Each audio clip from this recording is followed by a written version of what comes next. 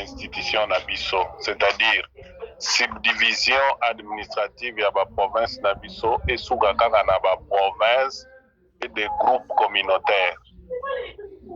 Donc to supprimer makambo ya ba chefferie, to supprimer makambo ya ba groupement na ba secteur d'origine. Tozala kaka niti toza boye toza na Équateur. Je suis de la province d'Équateur et de la communauté Ngombe, c'est tout. Tu as compris pourquoi leur première cible, quand ils conquièrent les localités, ils tuent les chefs coutumiers pour remplacer les chefs coutumiers na bango. Parce que cette histoire de chefferie, cette histoire de groupement, cette histoire de secteur, territoire d'origine, bango baza nango te. Ils ont empêché bango kokoma ba Congolais. Parce qu'ils n'ont pas de référence. Vous comprenez? Yango bakendaki nango na nini na Suisse kuna na Doha na Suisse bakenda ko revendiquer ngo. Na Doha, ils avaient soulevé ça à Doha pour dire que c'est l'une des causes profondes. Ils ont divisé, ils ont empêché les vivre ensemble. Donc, ils sont discriminés parce qu'on leur dit que bango baza na ba chefferie te, bango baza na ba secteur d'origine te. Parce qu'ils sont en fait le seul peuple qui n'a pas de chefferie, qui n'a pas de secteur d'origine. Baza na entité administrative mon côté où ils ont reconnaître bango lien na mabele à Congo.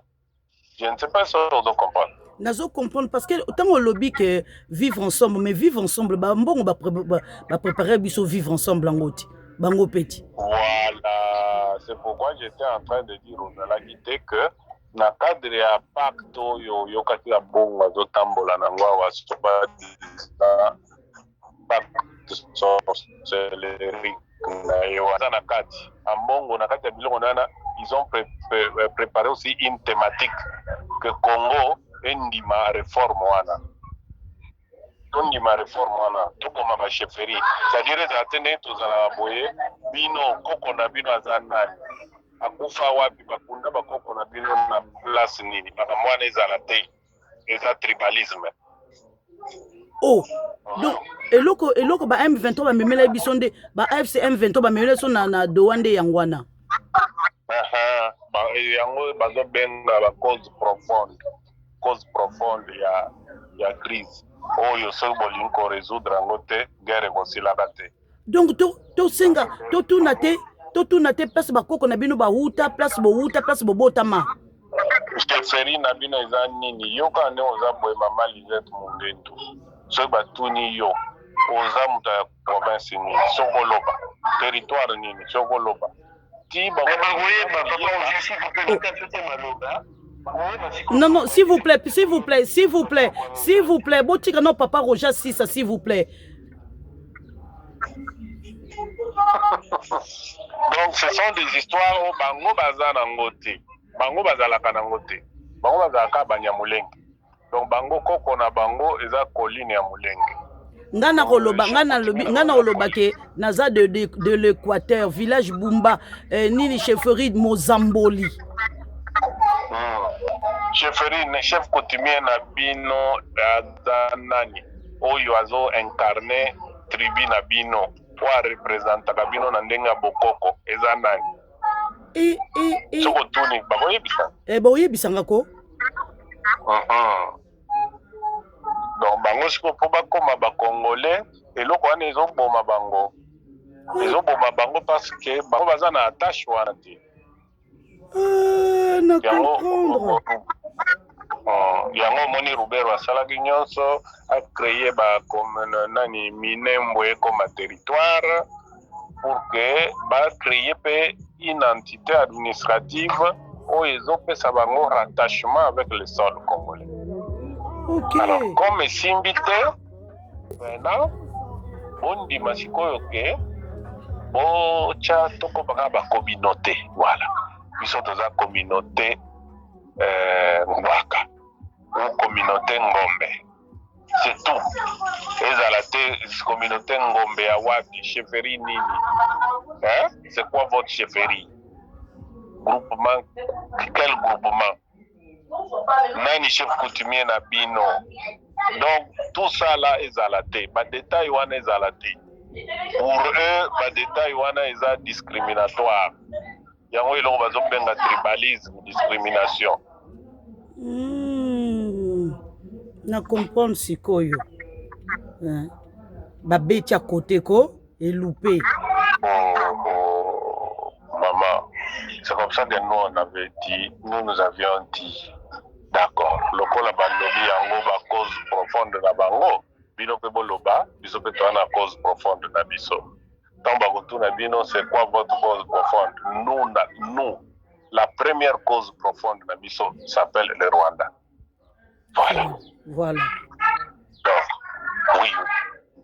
Cause profonde contre cause profonde. Est-ce que yoka bango alo basuma ba cause profonde? Baloba rasout hein? C'est parce que nous, yango président Félix Gatinda qui ministre intérieur hein? Voilà. Chabalia Kendaka, la Doha, Kula, parce que baba non, il y a des problèmes à subdivision administrative et territoriale. Okay. Une bande d'escrocs. Donc, à quel point mettre à terme dans les Kambango, il y a ministre intérieur.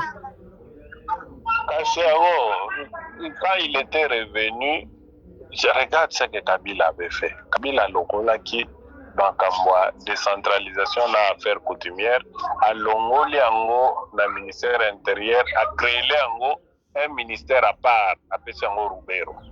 Vous vous rappelez? Tout à fait. C'était pour arranger Babylon Paragnon surtout. On va monter Babylon Parabassa la Bongo comme on l'exemple.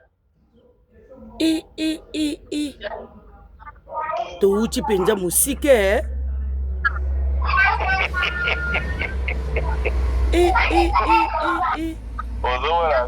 À quel niveau ces gens sont déterminés au bon de la Bisomboka? Nzambe. Biso Congolais ont réalisé les Cambouana. Après ça, bato bazo soutenir Kabila na bananga, bazo loba opoka ba United Sekedi pona na je sais pas quelle raison. C'est pour ça Papa Roger. Nous devons commencer à faire dire aux gens que non, parce que pour la mongo a bongo banda ko lubande ya ngoyo. Vraiment ameka ko leak babiloko na te po ebi makata na ndenga cessé. Bango baya ko justifier. Et aussi ça ba mo ba mbongo anyo so ba koloba lisusu. Non mais nous quand on avait détecté ça, nous avons utilisé certains canaux de médias et tout. Biso na centre na biso on a écrit et c'est comme ça que nous avons même donné. Vous avez les documents? Ok, votre de l'angata. Oui, je peux chercher un document dans Pesayo. Donc en fait, nous avons tout simplement fait parce que je ne sais pas ce qui boyokaki à un moment donné, Tokoma Guinée, tu sais qu'Abatangyo, Rwanda a exigé ma cause profonde. Il faut attaquer les causes profondes. Congo Mobimbelengi. Oh, Rwanda a ma cause profonde. Oh, cause profonde, Bango Kande la cause profonde. Nous aussi, nous avons nos causes profondes. Nous, notre première cause profonde s'appelle le Rwanda. C'est-à-dire, cause s'appelle le Rwanda. Rwanda s'est retiré à l'Ongola, Maboko, Naina, Makamnabiso, et nous, on va résoudre nos problèmes sans problème. Entre nous. Depuis qu'on leur a opposé ça, Nakatia, opposé à Bango, Argument, na Doha, Baloba, souma ma cause profonde. Bosu Boyoka, mais bango baza ba communauté, pourquoi bazoluka ba s'imposer ba koma ba nini? Baza communauté, boza ba nationalité. C'est comme ça que vous avez vu, ils ont dit que nous avons expliqué notre acte. Monsieur Kagame a apprécié, notre acte à soutenir Kibiso. Donc, Bakambwana basi bapesa kiangona 5 ans, akotisa kiangona biloko na ya kindoki wa ndo tambola na ngwa. Vous comprenez? Tu comprends quoi? Non, balobaki bakosala ba thématique. Ils vont faire des commissions qui vont débattre des thématiques. Il y avait une thématique sur les causes profondes qui empêchent les mieux vivre, les bons vivre ensemble. Voilà. On a la carte qui va développer qui va bilokwana. On a la carte d'identité, il y a Congolais, le passeport, il faut pas l'ongola bilokwana. Tous à la caca des communautés. Bonico. On se limite à être des communautés pour mieux vivre ensemble. Donc ça veut dire que tout le monde a tribune, hein? La chef, dans le bangote pour équilibrer sa chefferie na biso. Pourtant, aux autres, ma chefferie na binoana, ils ont bébi sa vivre ensemble na bateau baouti. Vous